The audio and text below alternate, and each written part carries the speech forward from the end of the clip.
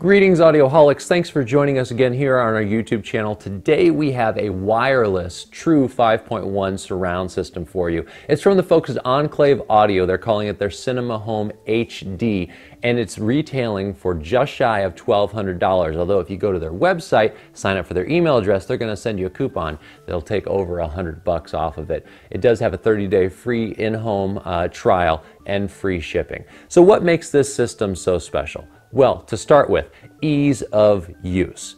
We're used to a lot of wireless systems when it comes to sound bars, and the market for sound bars, somebody wants to be able to set up a system in a hurry without having to run a bunch of extra cables. Well, here with the center channel, on the back, we have 3 HDMI inputs. We have an auxiliary analog input, we have an optical input, and then we have an HDMI output, and Bluetooth is built into the unit as well. So all those advanced features, including multiple HDMI inputs that we might usually see in a high-end soundbar or a full-featured home theater receiver, is now built into this one little speaker.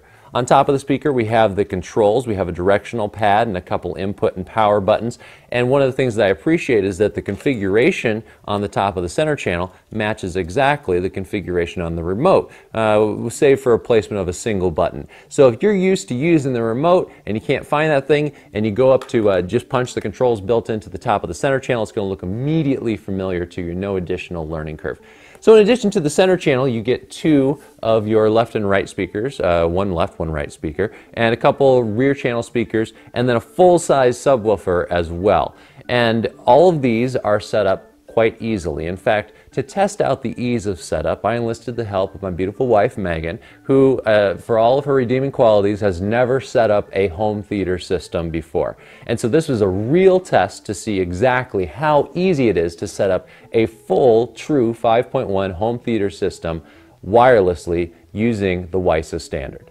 The reason why Megan is here is that Megan doesn't do a lot of home theater setup, right? I don't need to. That's a good point. I'm around. So one of the things that is sort of a selling point of this is that it's supposed to be as easy to set up, as easy as any 5.1 system, but almost as easy as a soundbar. And so we're going to see how Megan does. And just to be clear, you've never done any setup before. We're going to get a sense of where Megan is at with her aptitude around home theater. There's a pop quiz? There's a pop quiz. Can you tell me what kind of cable this is? HDMI. This is an HDMI cable from Blue Jeans Cable. Good work. Okay, this one maybe a little trickier. We'll try this. What kind of cable is that? RCA? Very good. Do you know why there's 2 of them? What the name of it is when there's 2 of them? Dual RCA? It's not bad. Stereo. Okay, maybe we'll do this. We got a 5.1 setup. What are the names of all the speakers in a 5.1 setup? There's the surround speakers, the center console, and then the direct front speakers? Mm-hmm. Okay, I'll give you that one. Left, right, center. Right, because there's the 2 in the front, the 1 in the middle, yep, and then the 2 in the back. Yep, exactly. And of course, whenever you're doing a home theater setup, you gotta have some booze. It really helps the process. So Megan has a little red wine. Panther Creek 2013 Pinot Noir, right up the road here in Oregon. I'll let you phone a friend once. How about that? Does it have to be you? Not necessarily. Okay. I'm gonna call you, Hugo. All right, and go. At the end of the day, Megan, who again has never set up a home theater system before in her life, from opening the box to listening to music, had everything up and running in a little over half an hour. That's pretty impressive. A little bit about how all that setup works as well. You do still have some wires, so although it's a wireless system, what we mean is there aren't wires connecting the speakers to each other. Instead, all you need to do is find a wall outlet. So you have a standard 2-prong plug, and the power just plugs into the speaker, and the speakers talk with one another. So think about it like this. If you can plug in a toaster, you can get a home theater system up and running.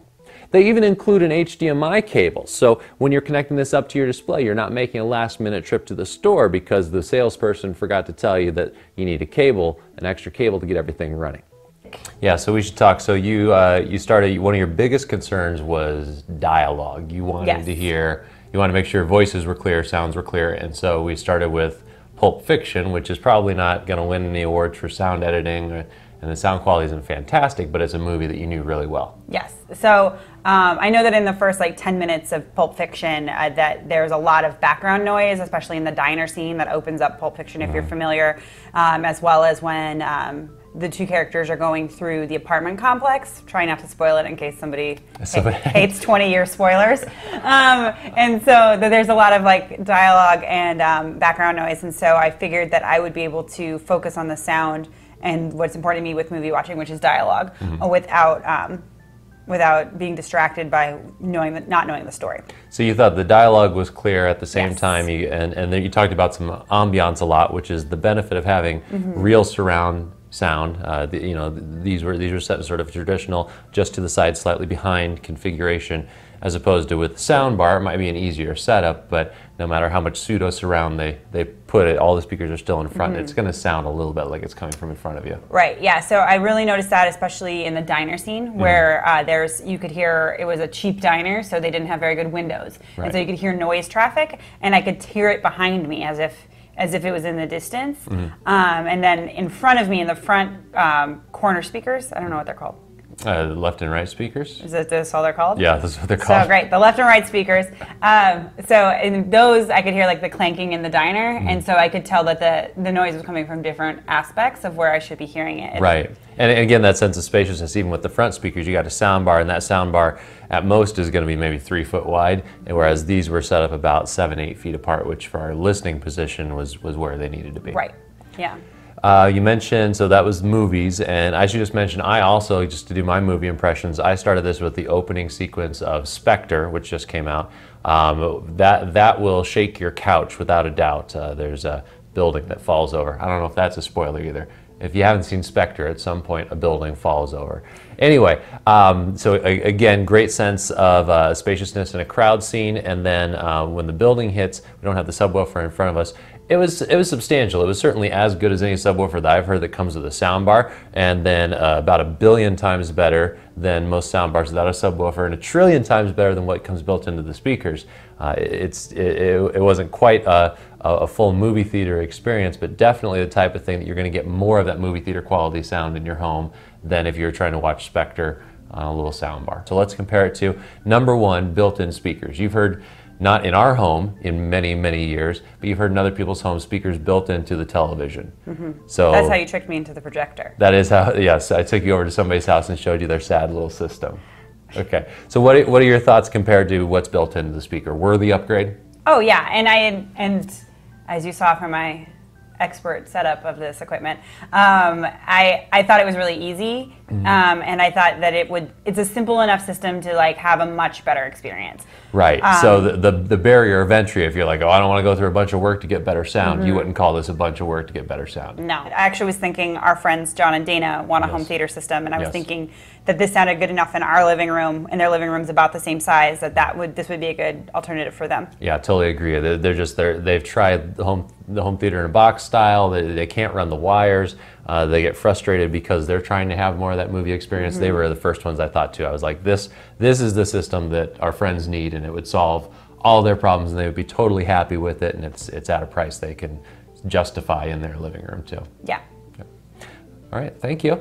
You're welcome. Did you have fun being an audioholic for a day? Yes. 2 days, because you had the setup, and now you got to be on video. Yeah, you get 2 outfits. Yeah. You're welcome. My tens of fans. You're gonna cut that, aren't you? No, I'll leave it. Let's take a little bit more of a deep dive into the sound of the system. So right away I mentioned true stereo surround. That's accomplished using the WiSys standard. WiSys sends out the audio in up to 24 bits, 96 kilohertz for all the techies out there. That is high definition audio. And it, because it uses HDMI 1.4 in this case, although they do have a 4K ready system getting ready to come out when they do their 7.1 system, this does decode in the system true 5.1 sound with both DTS and Dolby Digital. If you are feeding it a stereo signal, it has Dolby Digital 2 built in, so it does audio music and movie modes, as well as an auto select for that, once again keeping things easy to use. And so you have a sort of a variety of ways in simple stereo as well that you can listen to a 2-channel audio source. So overall, very happy with the functionality built into this. Certainly with the ability to place actual speakers behind you, you get true surround. The ability to set your left front and right front speakers a good distance apart gives you an excellent stereo separation, a great big image, and the simplicity of setup of just being able to connect everything to your center channel and then have everything else wirelessly talk with one another is fantastic. Couple nits to pick, just a few. So although there's an input selector switch on both the remote control and the center channel, that doesn't toggle through the inputs. Instead, it moves through the input names on screen, and then you have to actually hit enter once you've selected the input that you're looking for. Well, that's all well and good if you're used to firing up your television every time you want to listen to your system. But let's say you're watching a movie and then you shut down the system at the end of the night. The next morning you wake up, you want to listen to a little bit of radio on Bluetooth, and you want to switch this to the Bluetooth input. Well, you can't just toggle through the input. Instead, you have to turn on the television, you have to get to the Bluetooth input, you have to hit enter, and then if you're not using the television, you have to turn it back off. And so I do wish there were a way to select through the inputs without having to turn on your display. But again, in terms of ease of use, it's probably easier to have a full display on and being able to visualize what input you're doing versus having to click through and identify multiple colored lights or look at tiny little script built in. So I understand the design choice. I just know that for my usage scenario, would much rather be able to toggle through inputs without having to have the display on. Overall, one of the things that we are really excited about is certainly the price point. At just shy of $1,200, this is the least expensive WiSA 5.1 system that we've seen. It's the least expensive that's on the market right now exponentially. The next closest competitor is many times more expensive. And so the fact that Enclave Audio is trying to put out a system that is not only simple enough for anyone to use, but it's also inexpensive enough that anybody can work it into their budget. We're really impressed with that. I think that this is a sign of things to come, and I think that Enclave Audio is pretty quickly drawing a line in the sand, saying we are going to be the value leaders when it comes to wireless speakers. And we're very excited about not only this system, but to see what other developments they have coming out. Thanks again for watching us here at Audioholics on YouTube. That's youtube.com/Audioholics. That's where you can subscribe. You should also check us out on Facebook, facebook.com/Audioholics, as well as audioholics.com. Do stay tuned for more reviews, and until you see us next time, keep listening.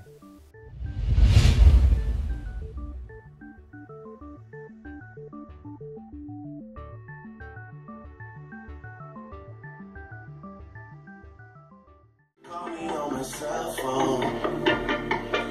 Late night when you need my love. I know when that hotline ring. You know you mean one thing.